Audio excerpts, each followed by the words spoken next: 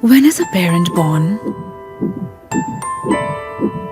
When your world changes in a moment? Nani? Or when the moment is celebrated by all? When you start learning again? Or with a new role? Is it your child's first breath? Or is it just a feeling? Parents are born when they fulfill a responsibility. Your child's umbilical cord blood can provide protection from 80 life-threatening diseases. Keep it safe with Asia's largest stem cell bank, Cordlife. One chance, one choice. Hi everybody, a very warm welcome. Good afternoon. I would also like to say a very happy new year to all the mamas and daddies who have joined us today for this session. Thank you for your time. It's a Sunday afternoon. I know it's a very precious afternoon, and we have a lot to learn in the next 1 to 1.5 hours.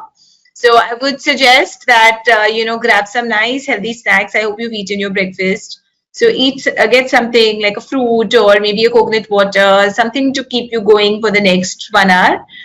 Keep a bottle of water ready so that you can keep sipping on that. If you need to visit the washroom, please do that too, so that you don't have to get up again in the middle. So just get everything ready and get back to me in the next 2 minutes. One more thing, since we're also going to be talking about exercise, if you would like to try a few postures, then if you have a yoga mat at home, please keep that also ready so that you can try the exercise with me if required, or if you want to try 1 or 2 counts. So just get everything organized and we will be with you in the next 2 minutes, right? Thank you. When is a parent born? When your world changes in a moment? Nani? Or when the moment is celebrated by all? When you start learning again? Or with a new role? Is it your child's first breath? Or is it just a feeling? Parents are born when they fulfill a responsibility. Your child's umbilical cord blood can provide protection from 80 life-threatening diseases. Keep it safe with Asia's largest stem cell bank, Cordlife. One chance, one choice. All right. Are we all ready to start? All good to go? We are going to start talking about all of the healthy things that we have to do for a healthy pregnancy. All right. So let me start with a little bit of self-introduction. My name is Sonali Shivlani. I am a pregnancy and postnatal consultant. Experience in the field is almost 17 years. So I've been practicing since 2004 May. I've worked with more than 35,000 plus families, and I have 2 children of my own. So a lot of personal experience. Of course, my children are adults now, but still a lot of personal experience that comes into all of these sessions that I do. This session has been organized for you by Dr. Meera Agarwal. So I would like to say thank you to Dr. Meera Agarwal and all the staff at Agarwal Nursing Home who have made this possible. To kind of, get all this information and this group together. So thank you, Dr. Meera ma'am, for this lovely opportunity. The platform has been organized by Cordlife, which is one of India's leading stem cell banks. So a very big thank you to them, because even in this pandemic, when we are not able to be in one room together, and we used to do this a lot, so I've been a regular at Agarwal Nursing Home. We've been organizing these sessions on a regular basis in a physical setting. But almost for 1 year now, these sessions have been happening online. So all the information is being shared with you on this platform. So that's a very big thank you to Cordlife for helping us to organize this. right? So I'm going to be talking to you today about nutrition and exercise and how you can take care of yourself all through your pregnancy. The second session in this series is all about labor preparation, which is going to be on the 17th of this month. And the third session in this series is about post-delivery care, so breastfeeding, baby care, etc. So all of you are a part of a WhatsApp group, and if you'll be getting your messages and etc. through that, so you already are aware of that setting. In case there are other parents who are going to Agarwal Nursing Home and who would like to join the group, please do inform them that such an option exists. About 48 to 72 hours after the session, the Cordlife team will be getting in touch with you because they will share a recording of this session with you as well. So therefore, आपके जो microphones है, we have kept it on mute so that we can record the session and there's no disturbance. But that doesn't mean that you can't ask questions. You can ask a lot of questions. So if you see your dashboard, there is a question box there and you can ask your questions there. And before I close the session today, I will make sure that I answer all your questions, right? So taking the session forward, we'll start with talking about nutrition and how that can help you with your overall pregnancy care and development, and exercises, which will help you again with your pregnancy health, okay? So ready? Let's get started. So the first thing that we talk about is why nutrition, right? Why should I eat healthy during pregnancy? If I ask mothers this, the general answer is the Mother India type of answer. It's very good for my baby. You know, they'll touch their stomach and they'll tell me it's very good for the baby. But it's not only the baby. It is also for you, that is the mother, and of course the entire family. Many times I ask mothers this, do you think pregnancy, healthy eating is going to help the father? In fact, I ask the fathers this, if the wife is eating healthy, does it help you? And they're wondering why this question is being asked. And you know how it helps them? Because if the mother is eating healthy, you're going to be making healthy food at home. You're going to organize healthy food at home. Father will have to eat healthy. His health will become better. Overall, if your moods are better, you're not going to fight with him so much. So you will have a happy environment at home. And that is also going to be beneficial for the father because he doesn't have to tackle your mood swings. So it helps the entire family. So this is a good opportunity to change your diet and make sure that you're following healthy eating patterns during pregnancy, in the post-delivery period, and then of course because you're taking care of a new baby and the baby is also going to be eating at home. So we need to make sure that the baby is eating healthy too. Why are we eating healthy? Let's start with the baby. Let's be Mother India first. Okay, we'll talk about you later. For the baby, it is optimal physical and mental development. At the time of conception, your baby was a tiny dot, not even visible to the naked eye. And your baby is born. When the baby is born, the baby is about 18 to 20 inches in length and about 2.5 to 3.5 kilos in weight. So that kind of development does not happen in a human being's life ever. So this kind of physical development is very important. The other thing is, think about it. From one tiny cell, your baby becomes trillions of cells. All the organs develop and the formation of the organs happens in the womb, which is really super important, which is super imperative. So kidneys, heart, lungs, digestive system, everything is made at this point of time. Let me give you a simple example. If I have a building and I am putting the construction of the building, if the foundation is strong, whatever happens, tsunami, earthquake, cyclones, the building will stand strong. But if the foundation is not strong, the building will fall. The same way in human life also, there are various tsunamis and earthquakes, and that's your blood pressure, your diabetes, your heart disease. All of these are the human tsunamis. And making a healthy baby means the formation of a healthy adult also. And that becomes very important. So it's not just healthy pregnancy, healthy newborn. It is also a healthy adult because the habits are being formed at this point of time. The taste buds are developing. So you are giving the gift of health to your child. I've written mental development here. I'm sure that's sounding very exciting to you right now, isn't it? So when we are looking at mental development, it is brain development. Every mother, I'm a mother, I have 2 grown-up children, but even today, when the report card comes, even from college, I feel so proud because if my child has done well, as a mother, I feel I have achieved. that examination. So to make sure that your child also has optimal mental development, you need to eat right. And what you have to eat, I'm going to teach you that in just a little bit. Okay. The other area is the birth weight. Now, I did mention somewhere 2.5 to 3.5 kilos. This definitely depends on your and your husband's stature as well. Suppose if you are nice and hefty and tall and both of you are, well built, then yes, even the baby is going to be closer to 3.5 kilos. But if both the parents are petite, tiny, small built, then obviously 2.5 kilos is more normal. But if the baby is less, then that could be chances that there are more childhood related problems. Even labor becomes difficult because the baby is weak, cannot go through the entire process of labor. If the baby is overweight, then this could result in obesity, metabolism issues later in life, and also the delivery becomes difficult. With you have a normal size pelvis, how can you give birth to an oversized baby from that? So if the baby becomes overweight, that also becomes a C-section either ways. So ideal birth weight is very important.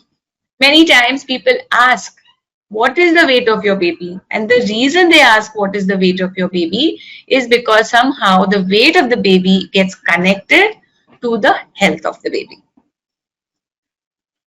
Now there are benefits for the mother. I only wrote 2 for the baby. I've written so many for you, right? So first is a healthy and safe pregnancy. Pregnancy brings about, you must have heard all these words, hypertension, pregnancy-induced hypertension. I have PIH. Right? Or I have gestational diabetes, or thyroid gets for a malfunction during pregnancy. All these are issues that arise if the mother is not eating healthy. So eating healthy makes sure that your hormones are managed well, which in turn results in a healthy and safe pregnancy. Your labor and delivery start on time. Now, ideally, we want the baby to be born only after 37 weeks, and full term pregnancy maximum should be around 40 weeks. Few days up is considered to be normal if everything is normal. So that would depend on your doctor, but we want you to cross 37 weeks. If the baby comes earlier, the lungs are not mature, you might need the NICU, you have all of those issues that can come up. But if the baby crosses 37 weeks, 2 days in the hospital and you can go home. So that is definitely worth it. Labor is painful.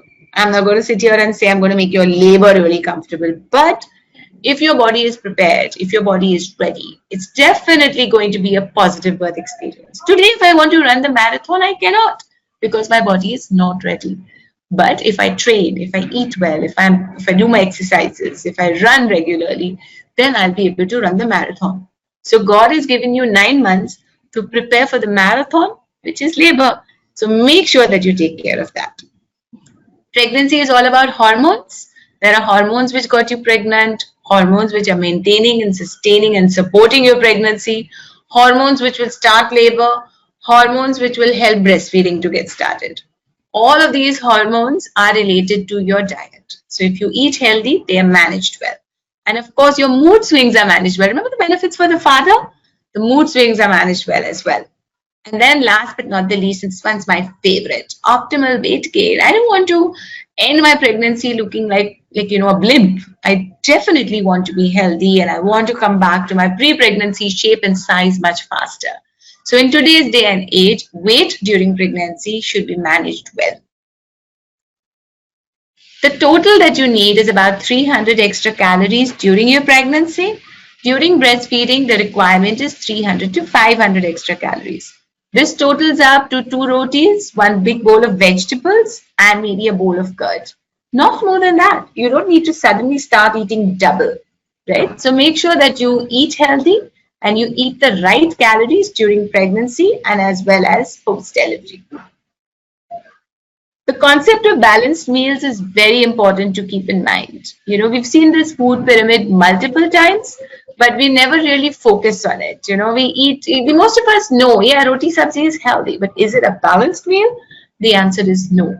So whenever you look at your food plate, you should always look at 5 components, and all these 5 components should be a part. So I tell my mothers, look at your fingers. You have 5 fingers, right? That makes a balanced, strong hand.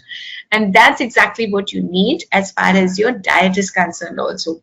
So your main meals, your breakfast, your lunch, your dinner should have all the 5 components, and the middle meals, the snacky meals, can be a variation of everything, a little bit of everything. So let's look at what these 5 fingers are going to stand for. The first finger is your carbohydrates, and the main source is cereals. So it's there in pulses, it's there in vegetables also, it's there in fruits, but main source is cereals. So your rice, your roti, other grains like bajra, jawar, nachni, oats, all of this form your carbohydrates. You are going to choose healthy options, which means avoid refined carbohydrates. So maida, white rice, please stay away from these. You need to take unrefined grains. So, and also try to choose a variety. Most of us will eat rice and roti and that's it. But try to do other grains also. Maybe have oats for breakfast. Maybe do a bajra roti, a nachni roti, a jawar roti, along with wheat rotis. So one day wheat roti, one day some other form. So that will give you a wide variety of cereals also. So try and include multiple types of cereals. One serving, just to give you a simple example, 1 8-inch roti, simple roti, not fulka, not paratha, is considered to be 1 serving. So that is how you have to choose for your day. So minimum is 6, maximum is 11. And this is very important for overall fetal development, whether it's the heart, the lungs, the kidneys, the skin, the tissue, the muscles, everything is going to be made with the carbohydrates. If you've ever been on a diet plan where you've been, trying to lose weight, and if you avoided carbohydrates, then this is not the time to do it, right? Even though you're seeing the weighing scale go up so fast during pregnancy, never went up so fast, right? We still don't avoid carbohydrates. We still have a minimum of 6 servings on a daily basis. Fruits and vegetables are very important. These are your antioxidants, build your immunity, give you lots of vitamins and minerals. But there's a lot of confusion. How do I choose? Somebody saying have green leafy vegetables. Somebody says make sure you have vitamin C fruit. So we are very confused. The best bet over here is you make sure you choose all the colors. When you go to the market, there are many colors which are there in the vendor's basket, isn't it? So take as many different colors. Think about it this way. Each color is a different nutrient, and that becomes very important for you to keep in mind. Another thing that you should keep in mind is seasonal. Don't try to eat something which is not seasonal. I'm also from Mumbai. And I love mangoes, but doesn't mean in December I eat mangoes. In January I eat mangoes. I wait for April and May to eat my mangoes. So always eat seasonal, right?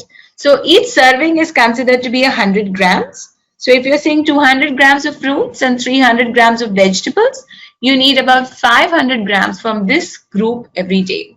So you can have some vegetables in your breakfast, lunch and dinner, and your mid-morning and mid-evening snacks could be fruits. That's how you can break up this group in your entire day. I told you I'm going to help you with what's going to help your baby's brain development, right? And that's your proteins. Most mothers ignore this group, especially vegetarians. There have been, there's a time when a mom came to me and she was like, of course I eat proteins. I eat a lot of protein. And when she wrote her diet down, there was only 1 bowl of dal in her entire day. So I'm like, this is not a lot of protein. This is very little, right? So you need to eat a little bit of protein with every meal. During pregnancy, we recommend that you should have about 6 times. You should eat 6 times a day, right? Breakfast, lunch, dinner, that's 3 meals. Then there's mid-morning, mid-evening, and maybe a bedtime snack. So that's how it becomes 6 meals in a day. If your dinner is very late, then you could have 2 evening snacks and you break it up like that. So eat every 2 to 3 hours, but eat doesn't mean you have a full thali every time. A fruit is eat. Some nuts is eat. If you have a glass of buttermilk, that's called eating. So you can have mini meals also. So 3 mini meals and 3 proper meals. That's considered the pattern. But every time that you eat, you should include some amount of protein in your diet every day, right? That is considered to be your pattern and your norm. Now, when we are looking at protein foods for vegetarians, you have your dals, which is your pulses, your legumes, which becomes your chola, rajma, vatana, dried beans, all of these things. You can have nuts, seeds, soy products, sprouts. If you're a non-vegetarian, you could have eggs, meat, fish. All of these things become options for you. When you're eating eggs, make sure you have only one egg yellow, but you can have multiple egg whites in a day. When you're eating chicken, for example, remove the skin so that you're having lean meat. The fat portion has to be removed. When you're having mutton, have it just once or twice a week, because that is, even though it's really good source of protein and it is very rich in iron, it also raises your cholesterol levels.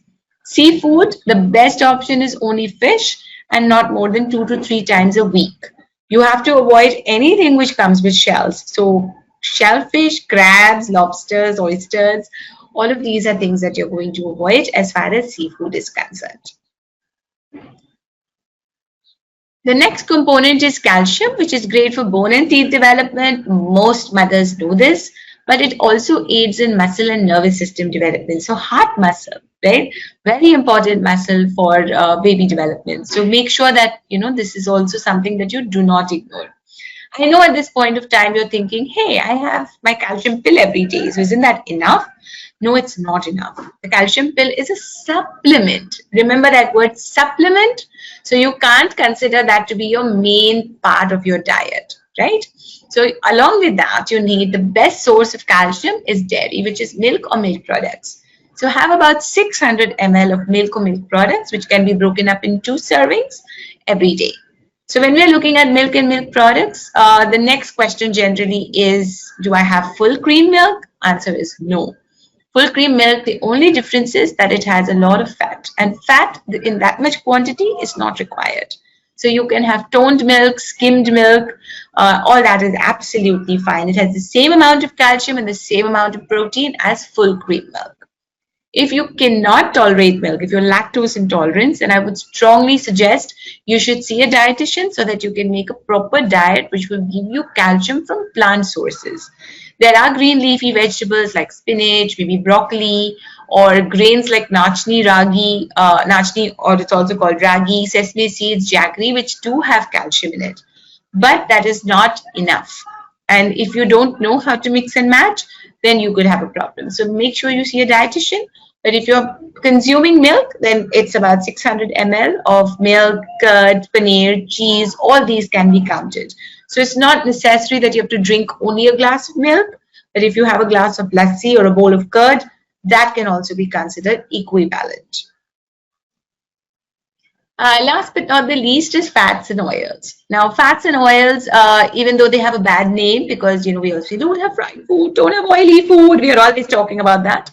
But some amount of fats are definitely important because they help to absorb your fat-soluble vitamins like A, D, E, and K. Otherwise, you become deficient in those. So consume in moderation. You don't need a lot. You need about 6 teaspoons in the entire day. And you should try to look at unsaturated fats. Look at olive oil for your salads. Maybe you can have flax seeds and walnuts.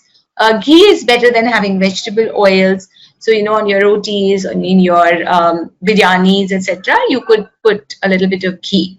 Instead of vegetable oils and butter on your paratha, you should put a little bit of ghee. So having that can be a lot of benefit for you. It's also very important that you don't look at fats as, it's going to help my delivery become easier.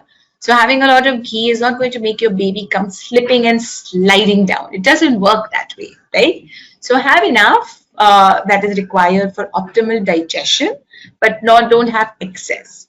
If you have a sweet tooth, try to look at some natural forms of sweets. Maybe you can have some raisins, you can have some dates, you could have some jaggery chickpea instead. Right now, the weather is excellent for til laddus and etc. So those are things that you could have made of jaggery, but again, in very small quantity. Jaggery is healthier, but it doesn't mean that it has lesser calories. The calories are still there. So you have to have less. You can't have like a lot of it. Just because it is healthy doesn't mean that you can have a lot of it. These are also considered to be nutrients. Water, very important for digestion. During pregnancy, you need 8 to 10 glasses every day, which is about 2 liters. And when you're breastfeeding, it should be 12 to 14 glasses, which is about 3+ liters. Salt should be taken in moderation. It has iodine, which is a very good iodine and sodium, which is very required for all of your, pregnancy overall health. But if you take excess, it can cause fluid retention, edema, inflammation, and all of these things. So avoid all processed foods. Anything which comes with an expiry date, best before, packaging date, sauces, pickles, processed foods, you should avoid.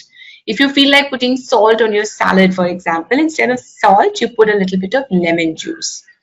The doctor would have prescribed some vitamins and supplements. These are things that you should not ignore. Make sure that you take them, even if it doesn't suit you. Like, sometimes, women say, oh, I take iron, I feel nauseous. I feel like throwing up.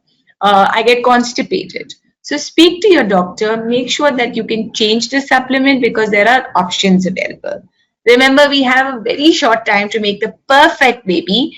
And if we don't focus on our supplements, we may not get the required nutrients only from food. So supplements are helping your diet. They help to supplement your diet and you should not cheat on them. Take them on a regular basis. I call these pregnancy superfoods. You can keep this list handy and you should make sure that you include them in your daily diet. Sweet potatoes, very easily available on the roadside, but don't go and buy them from the roadside. You can make them at home. You can kind of, just maybe steam them, make a chaat out of them so they become really yummy. Eat eggs on a regular basis if you eat non-vegetarian foods. Include a lot of green leafy vegetables in your diet. Pulses, legumes, and lean meat for your protein. Berries, right now strawberries are in season, so yay, make sure you have a lot of those. But along with that, if you are not getting the other berries like cranberries, blueberries, you can have them in the dried form also. So dried berries are available year round and you should include them in your diet. Just make sure when you're reading the food label of that packet, it should not have added sugar. Right? So don't buy the ones which have juices and all in it, in some concentrated fruit juice. That should be avoided. It should be pure dried berries. So then you can use that to make your smoothies, etc. In fact, for the ones who are on the group, I've actually shared a nice yummy smoothie recipe today morning. So you can kind of, use these dried berries for that. Whole grains, try and avoid all the refined grains. Avocados are very easily available, especially in Mumbai. So you should include some avocados in your diet. Half an avocado every day during pregnancy will give you all your omega-3 requirements. And that is something which is a superfood which helps with brain development. And then include your dry fruits, nuts, and seeds. Seeds can be all the variety, like, flax seeds, sunflower, melon. All of these seeds can be a part of your daily regular diet. These are some foods that you should avoid. Raw meat in any form should be completely stayed away from. The regular cheese that we get in the market, like your Amul, Go, Britannia, all these are absolutely fine. But the foreign cheeses like Brie and Blue, these are things that you should avoid. Unpasteurized milk directly from the dairy is something to be avoided. You should have pasteurized milk only. Raw eggs will sneak in desserts. So be very careful when you're choosing your desserts. Like chocolate mousse, for example, like a mousse will always have a little bit of raw egg in it, and that should be stayed away from. Fish, as I told you, a couple of times a week is okay, but excess can increase your mercury levels, and we don't want that. Caffeine, tea, and coffee, you can have a little bit, but you should have a little bit. And remember that even the dark colas will also have caffeine in it. So please stay away from those things. Besides the sugar, etc., they're absolutely not healthy options to have.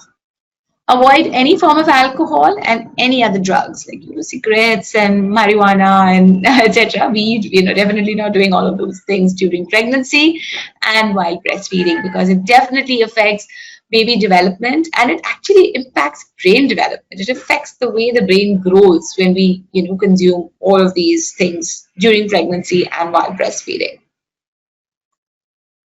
These are some controversial foods that a lot of people talk about. Papaya and pineapple. Oh my God, don't have papaya and don't have pineapple. That's not true. As long as you have a little bit and it's completely ripe, it's okay. It's not really going to cause a problem to your pregnancy and your baby. Everything in moderation is the key structure. Dates have a bad name. People call them heaty. They're dark, so it's going to make the baby dark. That's a general thing that I've heard about dates. Make sure that you don't have gestational diabetes. If your sugar levels or your weight is a problem, then you should restrict your intake of dates. But otherwise, you can have 1 or 2 dates every day. It's absolutely okay. So coconut water doesn't make the baby fairer, doesn't make the baby's head larger, doesn't give you acidity. All of these are myths. So coconut water in moderation is also completely okay. A little bit of ghee is allowed during pregnancy, but excessive ghee to ensure that the delivery becomes smoother, or post-delivery, it is going to, create more milk or make the mother stronger. These are absolute myths, and you should not get involved in those. I'm sure that there are a lot of diet related questions, so I would suggest that you please put them in the question box. I'm going to definitely answer them before I close this session. But now I'm going to start talking to you about exercises during pregnancy.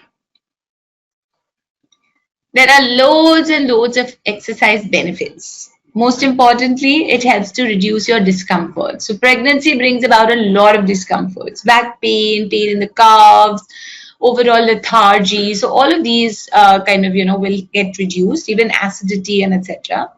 So exercise is very beneficial to reduce discomforts.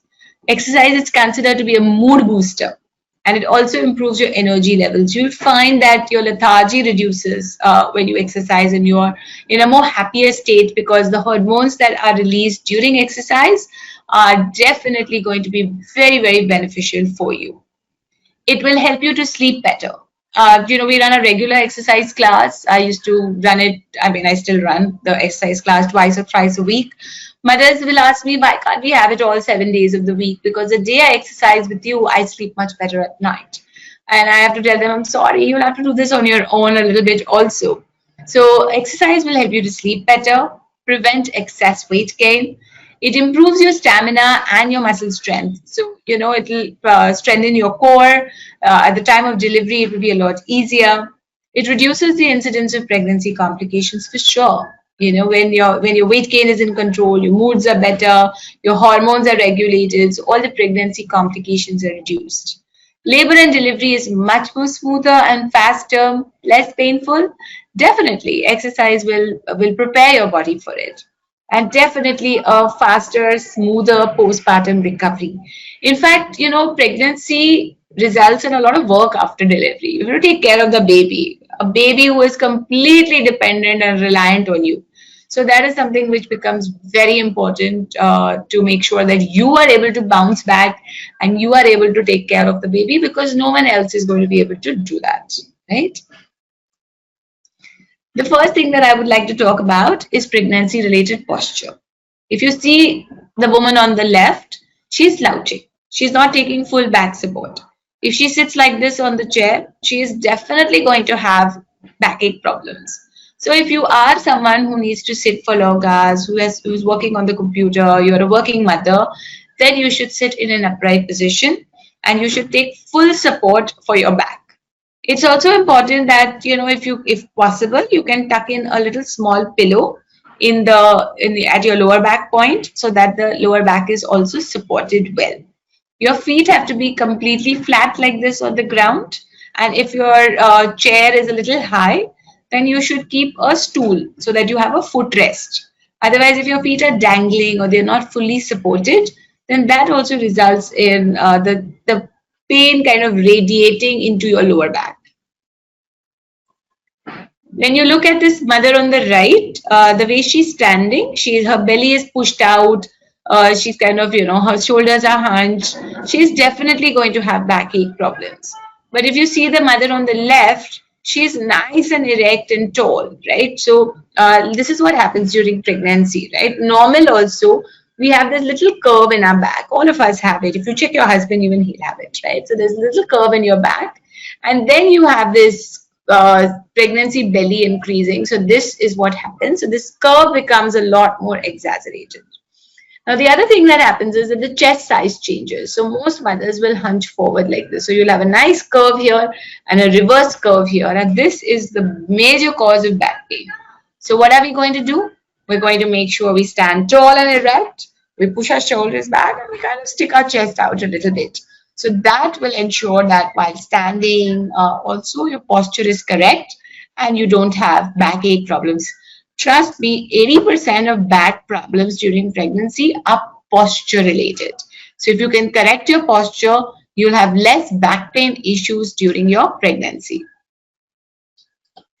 Before you start any exercises, please do consult your doctor. Make sure that your doctor has given you the green signal so that you can kind of, go ahead with your exercise routine, etc. If there is any complication in pregnancy, then it should be avoided. So every month when you visit your doctor, when you check in with your doctor for your regular checkup, ask. Don't be shy. Don't think that, oh, I asked last time, why should I ask this time? No. Pregnancy can change like that, and you should definitely check in with your doctor. If you notice any discomfort or any of the warning signs, like a little bit of bleeding or fluid coming from the vagina or pain in the abdomen, you should stop immediately and get yourself checked. It's very important. I would recommend that you should exercise under supervision. So if you can find an online class to guide you and help you out with your exercises, that would definitely be better rather than doing it on your own. Some kind of supervision is important. At least learn the exercises once properly so that you know your postures, and then you can start doing them on your own also. They're very simple, right? I'm going to show you a few of these positions in the pictures, and as we already shared, you're going to get a recording also. So this is something which is going to be possible for you to use at home later. So the first thing that you're going to do is your neck rotations. So drop your chin to your chest, do it really slowly, and drop your head back. The same thing, you can do left and right. Right? You can drop your left ear to your left shoulder, right ear to the right shoulder. So you can do multiple counts of this. It depends on your comfort. And then you can do full rotations. So if you have any kind of vertigo issues, etc., don't do the full rotations, just do the other movements. But otherwise, if everything is fine, then you can do full rotation, which is chin to chest, left ear to left shoulder, back of the head to the back, right ear to right shoulder, and chin to chest. And then reverse it, right, back, left, and forward. Right, so that's something which will help you as far as your circulation to the head is concerned. Less chances of disease spells, getting headaches, etc. That will get greatly reduced. If you have swelling in the hands, if your finger rings are not fitting you, then this is something that you must report to the doctor, because swelling in the hands is not normal during pregnancy. If you sit on the computer for long hours, if you sit in one position for a long time, just doing typing like this, then that can also cause swelling. So it's a good idea to do some wrist exercises, hand exercises. So stretch your fingers out and make them into a fist.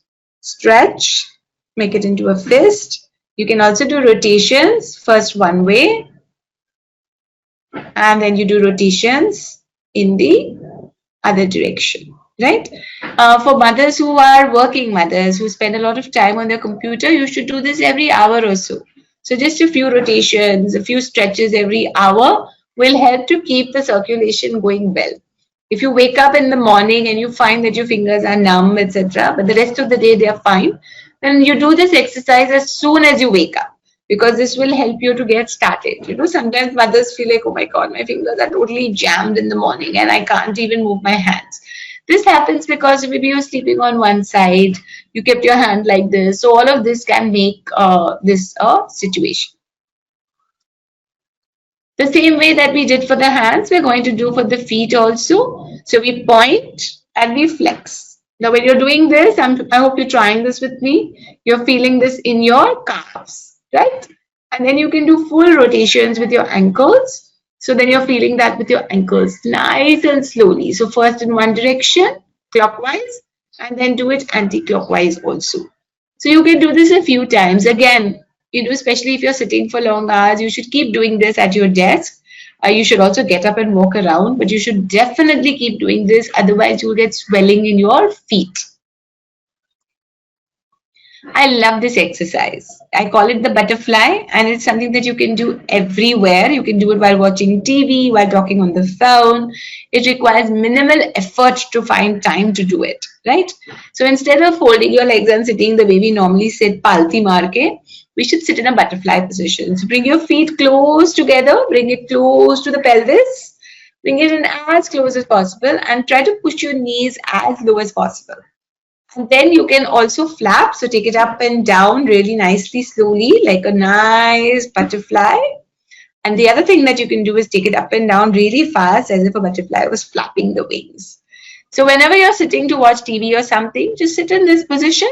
When your legs feel a little tired, a little, oh my God, okay, it's jam, then you can straighten your legs out, do your calf exercises, ankles, and then again come back in the butterfly position. So you don't need to really find time to do all these things. This can become part and parcel of your daily routine. And the butterfly position actually helps to stretch your pelvis, which is going to prepare the pelvis for the labor and the delivery. In addition, you can also start doing the cat and camel pose. This is very, very good for your backache. So we start on the all fours position. I would really recommend you do this on a yoga mat so that your body is stable, right? So your knees are hip distance apart and your arms are below your shoulders. The first thing you're going to do is arch your back, look up at the ceiling, and then you can round your back out, make a nice camel hump, and then look down at your navel. Sometimes you might feel a good stretch of the abdomen when you're arching your back. If it's very uncomfortable, then don't do it. Then you can only do flat back and camel. But otherwise, it's a good idea to kind of, do the arch and the round. This is something which can be very, very helpful to reduce your backache. Once you are recovering post-delivery, if you've had a normal delivery, you can start doing all of this even after your delivery. Like, your cat and camel to help with your back strengthening becomes very important. If it's a cesarean section, then you'll have to wait for your incision to heal before you start doing this particular exercise. The pelvic tilt is also excellent for your, back pain. So you can lie down flat on that yoga mat, nice yoga mat. You should invest in one for sure. Keep your feet like this on the ground with the knees pointing to the ceiling. You can use your hands to support yourself and slowly lift your buttocks off the floor. Hold it there for 3 counts and then slowly bring it down. And then you can repeat this 8 to 10 times. This is very good for core strengthening and it also helps to tighten your buttocks.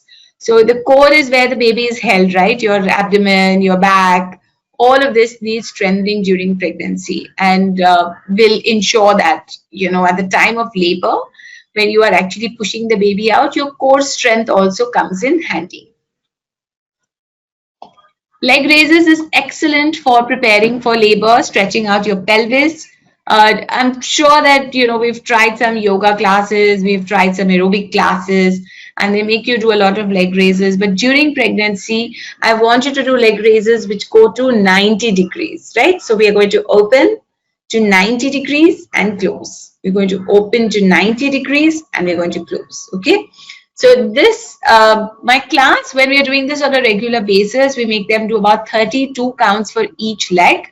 But I wouldn't ask you to start with 32. You'll get pain in your thighs and buttocks. So it would be very, very welcome that you start with 8. And as you develop your strength, you go on increasing the number of counts so that you can easily do about 24 to 32 counts on a daily basis. Famous, famous, famous. For pregnancy, everybody wants you to squat, right? In fact, in the 9th month, the older ladies in the house will say, now it's time to do jhadu katka, right? We did enough during COVID, isn't it? So we don't need to do it during pregnancy. Let's do some exercise as far as squats is concerned. So using a firm chair, or you can also use a wall. If your husband is available, you can use his shoulders. The reason I want you to take support is because of your growing weight in the abdomen, you might not have the best balance. So when you squat, I don't want you to kind of, wobble. So that's why you keep that support handy. You may not use it. It's perfectly okay to squat without also. But if you feel that you are unsteady, then you should have the support. When you're doing the squat, always keep your legs wide apart, the way it is shown in this picture, really wide apart, and come down till your thighs are parallel to the ground. You can start with half squats, and only once the baby's head engages in the last few weeks, you should do full squats. But at the moment, for most of your pregnancy, you should do half squats. Again, start with only 8 counts and then slowly increase as your strength and stamina increase. We are right now in our prenatal regular classes, we do about 100 squats. We push the mothers. But it's not 100 squats in a go, right? We do 16, we do some other exercise, and we may do a set of 24, and then we do some other exercise. So we give them breaks. So when you're doing also, you start with 8 counts, and once you feel comfortable, you increase it to 20, 30, go on increasing, and then take breaks. Sometimes you could do about 24 squats in the morning, and you can even do 24 squats in the evening. So it depends on how you want to space yourself out.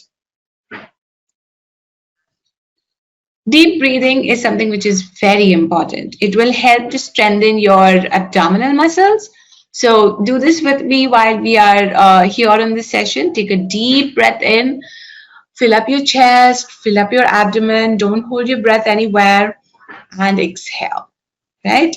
Once again, deep breath in, fill up your chest, fill up your abdomen, exhale. Let's try it one more time. Deep inhale and exhale. Wonderful. I did only 3, but what you are going to do for me is 40 to 50 deep breaths every day. So the advantage of that is it builds your lung capacity, tones your core muscles, very, very beneficial for overall pregnancy. I'm sure you've realized that you're a little breathless during pregnancy. It's something which happens because your lungs have to work overtime. And therefore, we do deep breathing, right? So there's a huge benefit. Do it in the morning because that's when the air is a bit fresh, and do it in a non-air conditioned environment. That is what is going to be very, very helpful for you. So make sure that you do your deep breathing for 40 to 50 counts on a regular basis. Besides physically, when you kind of, do focus on your breathing like that, it also helps to calm you mentally. So being calm and being nice and emotionally happy is a very important part of your pregnancy. So make sure that you do your deep breathing on a regular basis. The good part is that even mothers who are not allowed to exercise, who the doctor says you're on bed rest, I can still make you do deep breathings. This is one exercise which everyone can do safely. The next exercise is your Kegels. Now, Kegels are your pelvic floor muscles, right? And it's difficult, impossible to actually show you how this works. But what we're going to do is simply tighten and release, right? So it's a hold and it's a release of your vaginal muscles. You have to imagine that you're stopping the flow of urine. Only imagine. Do not do it in the bathroom, okay? So let's try 8 counts with me now. Hold and release. 2 and release. Just pause. Make sure that when you're doing this, your abdominal muscles are not getting squeezed. Your breathing is remaining normal. Okay? Let's go again. 3 and release. 4 and release. Little bit the rectum is getting pulled in. That's completely okay. I'm sure you're trying it. Make sure you try it because this is a very important exercise. Okay? 5 and release. 6 and release. 7 and release. 8 and release. Right? So that's wonderful. That is something which can really help to improve your strength for the pelvic floor muscles. Now, what are the advantages? During pregnancy, a lot of women will complain that I have a little bit of leaking urine. Annoying, right? I cough, I laugh, I sneeze, a little urine leaks. And that is something which happens because the pregnancy hormones relax the pelvic floor muscles. They make all our muscles loose. So we need to protect ourselves from that, right? The second advantage is when the baby is coming through, this is the muscle which is going to eventually push that baby out. So we need strength there. And after we deliver, we should continue doing our Kegels because we want our vagina tone to come back to normal. Right? It's very important. And I'm not done. Even after you deliver, even a few months after, you should continue doing the Kegels because it will help to strengthen this area. It will ensure that you don't get uterine prolapse or bladder incontinence later when you are 60, 70 years old. Very important exercise, right? How many? We'll start with about 40 to 50 counts, but ideally you should be doing about 150 to 200 Kegels every day. You don't have to do it in a stretch. You simply have to do 10, 15, then do 10, 15, then do 10, 15. So whenever you remember, you keep doing 15, 20 Kegels. That is how you're supposed to do this exercise. It's such a private exercise. Nobody even needs to come to know. Even while doing this session, I'm doing Kegels. So you don't come to know that I'm doing Kegels, right? It's possible for me to get my exercise done even without letting anybody know or taking out more time for it. Okay. Let me show you a very quick video now. This is related to our platform providers, Cordlife. When is a parent born? When your world changes in a moment? Nani? Or when the moment is celebrated by all? When you start learning again? Or with a new role? Is it your child's first breath? Or is it just a feeling? Parents are born when they fulfill a responsibility. Your child's umbilical cord blood can provide protection from 80 life-threatening diseases. Keep it safe with Asia's largest stem cell bank, Cordlife. One chance, one choice. All right. And there is a little bit of shopping fun for all our mamas to be. So everyone who is a part of this webinar will be given a voucher by mom to be, which you can use for a little bit of shopping, where there is an option of maybe picking up some clothes or maybe some pillows, etc. So you can definitely use this voucher to indulge yourself and your pregnancy. So this voucher is brought to you by Mom to Be and Cordlife. And the Cordlife team will be in touch with you about 48 to 72 hours after this session for three things. The first is to share the recording of this session. The second is to share this voucher so that you can, know how to use it and do a little bit of shopping. And in case you would like to learn about stem cell banking for yourself, for your baby, then you can fix an appointment with them and they will give you a presentation to help you to understand what are the pros, what are the benefits, and you can get all your questions answered. So they're doing these presentations also online so that you are safe and you don't have to come into physical contact.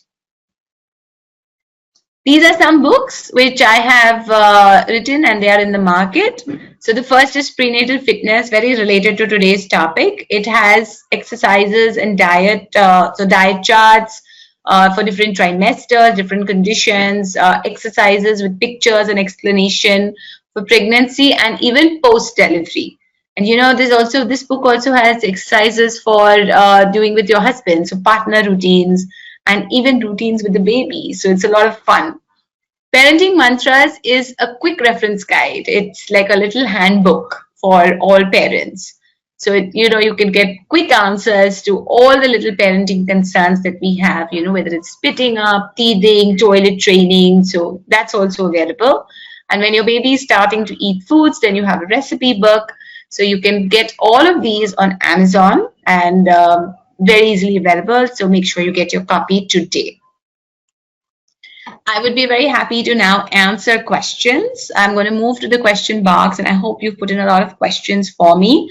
But on the screen are some personal details, my website address, if you want to learn more about me and my programs. I am on Facebook and I'm on Instagram. I've put both my handles there.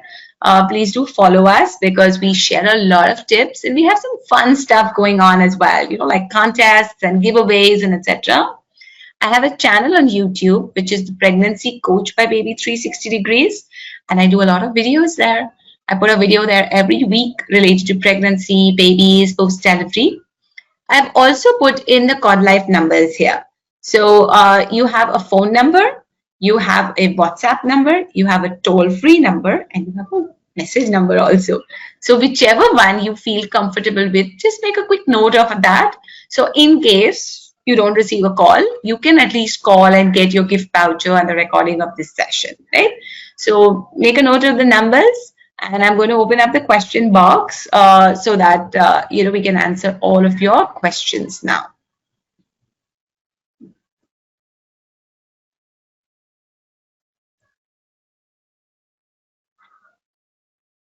Okay, so I have a question. Is rice water good on a regular basis? So I would recommend that you don't have white rice, and what you should have is brown rice. The water generally would have a lot of the starch in it. So it's something that I would not suggest that you have as a soup or something of that sort. You should have whatever is absorbed in the rice, that is perfectly okay. So don't throw away the water, that also does have nutrients, but cook the rice in the water, let the water get absorbed and use that as your meal.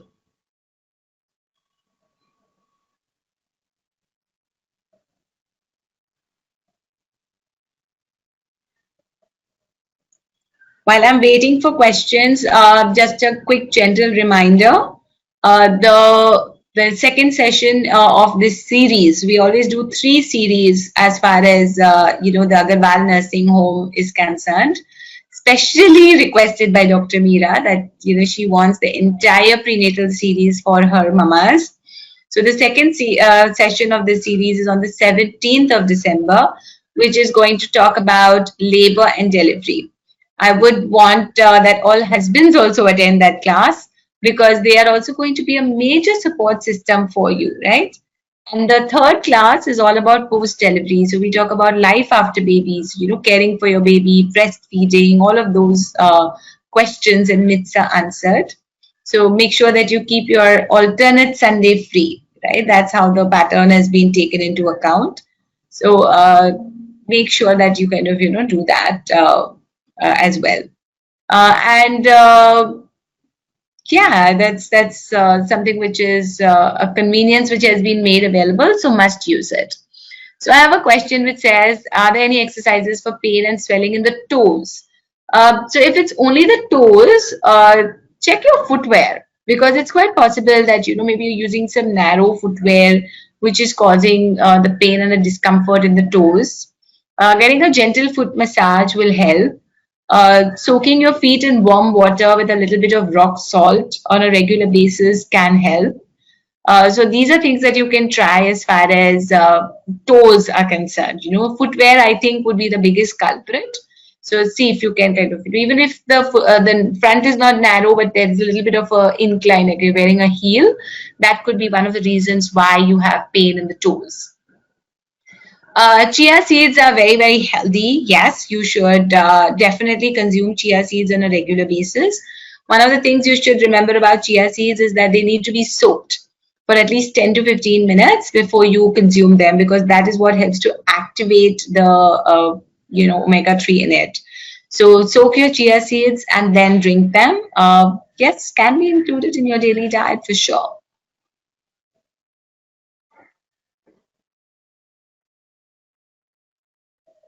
If there is any mother who is not a part of the WhatsApp group that has been created, you can also put your number in the chat window.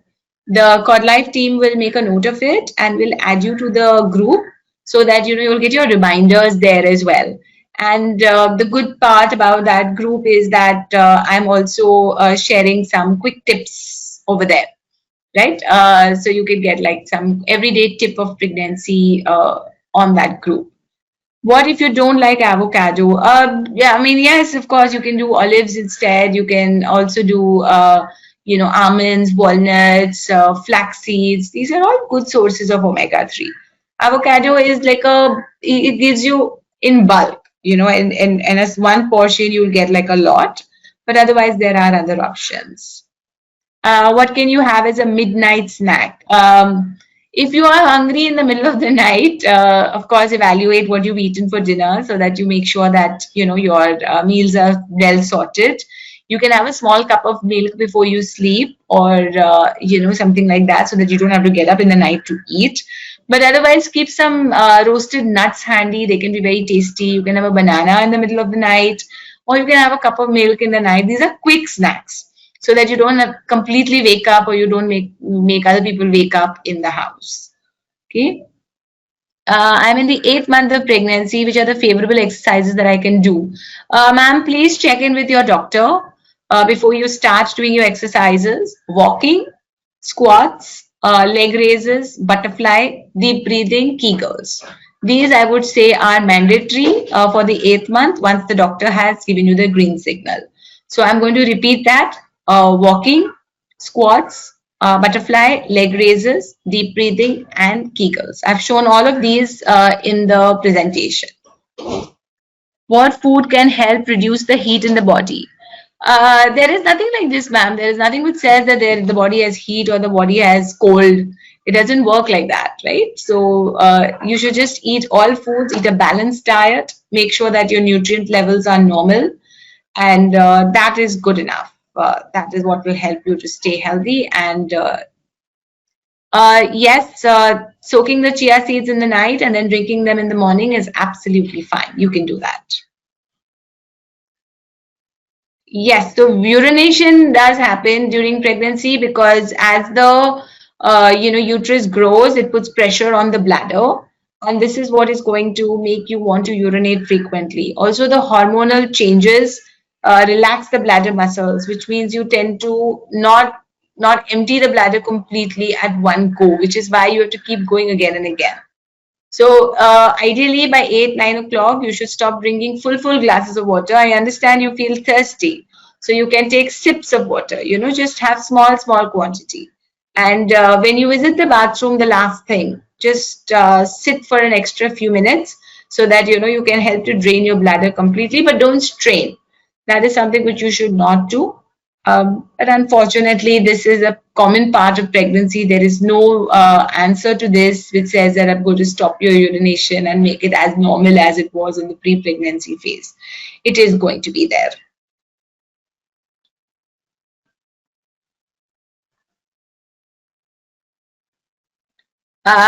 So the cup of castor oil and ghee and milk and etc. Please don't do that. So what happens when you have castor oil is a laxative. It is going to give you like lots and lots of loose motions. It's going to make you very uncomfortable. The other thing is that, if it does induce labor, we don't know whether your baby is ready or not, right? So we don't want the whole process to get speeded up unnecessarily. So please check in with your doctor before you do any of these things. Do not do them. It doesn't really work.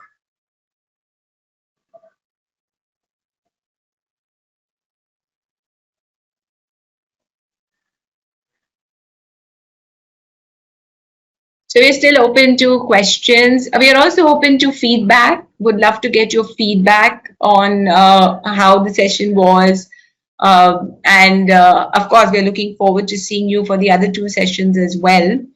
And please do let your friends and family know so that they can also be a part of, getting the advantage of this that is being organized on a regular basis. I'm also again going to say thank you to Dr. Meera Agarwal and the entire team at Agarwal Nursing Home who have been working hard for this. And thank you to the Cordlife team, Vinay, Shahina, who have been, working tirelessly to get these sessions organized on a regular basis for all of you. So they are the ones who are going to be in touch with you for giving you the vouchers and etc. Happy to get any feedback, any more questions.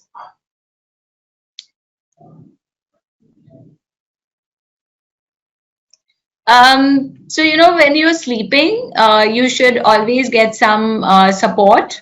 So keep a pillow tucked in below your belly so that your abdomen is supported and it's not getting stretched. So you won't get that burning sensation. Don't lie down immediately after a meal because then you get acidity and that can also cause a burning sensation. Sleeping on the left side is definitely helpful, but if you sleep on the right, it's not a disaster. If you find yourself on your back and you're comfortable, that's also okay. So all of these positions are comfortable, but when you're sleeping, you should sleep with a pillow supporting your belly and a pillow supporting your legs, and of course, a pillow under your head. Many women prefer to get a body pillow as well so that they can sleep comfortably, and a wedge pillow can be helpful too, which is going to help to support the belly better than the pillows which are available at home.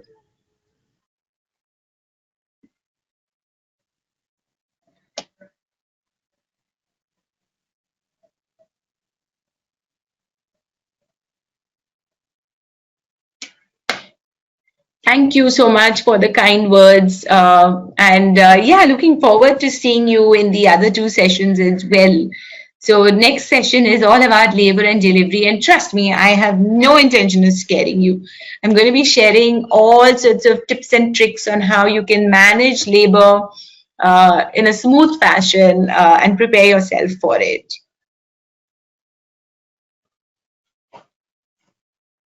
So it's very normal, because the uterus is growing, the space is less. Now the stomach is getting pushed. So most mothers are not going to feel hungry, especially in the third trimester. So just focus on having small meals, light meals. That is something that you have to kind of focus on. Try to make your meals nutrient dense, right? So say for example, if you don't feel like eating a lot, you can just make a soup and have on that day. So that is something which becomes helpful for you, right? So you can have some soup and you can have maybe a toast. So it will be a light meal, but it will be a complete meal. That would be one option. Maybe you could have just some khichdi, because khichdi is also light, but it is a complete meal. So you can add in your dals and your vegetables and etc. You could make some oats with some fruit and you could put in some seeds and nuts in it. That will help to make the meal light also. So those are things that you can try. As the pregnancy progresses, the pain in the pelvic area is quite normal because the weight increases. But if you're getting pain, especially while you're turning sides or changing positions, that is also going to be, that could be due to a condition known as pubis bone dysfunction. So speak to your doctor about it. If the pain is there, especially when you're changing positions, changing sides, in certain movements, then it could be a cause for concern. Not concern per se, but it could require some special exercises. But a little bit of pressure in the pelvic region is very, very normal. Yes, so the session is on the 17th. I am sure you're in the WhatsApp group, and that is going to, give you the guidance for the link and everything. So you will get the details from there. And I've also put the phone numbers on the screen for the Cordlife team, so you can keep troubling them for all these details also. All right, wonderful. Just last 1 or 2 minutes. If there are any questions, please do put them in. Otherwise, we can wrap up for the day. Wishing all of you a very, very super 2021. We hope the 2021 is going to bring about a lot of changes, happiness. Everyone has gone through a lot in 2020 and so many fears and scares and uncertainties, and I'm sure that's going to get sorted this year. So wish you a very happy new year. Have a great Sunday ahead, and we will see you for the next session, which is going to be in about 2 weeks. Right, thank you so much. Thank you, moms. Thank you for joining us. Make sure you bring your husbands along for the next class. It's all about labor and delivery. Have a great day. Thank you, and bye-bye. When is a parent born? When your world changes in a moment. Nani? Or when the moment is celebrated by all. When you start learning again? Or with a new role? Is it your child's first breath?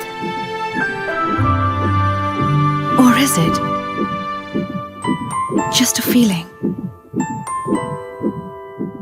Parents are born when they fulfill a responsibility. Your child's umbilical cord blood can provide protection from 80 life-threatening diseases. Keep it safe with Asia's largest stem cell bank, Cordlife. One chance, one choice.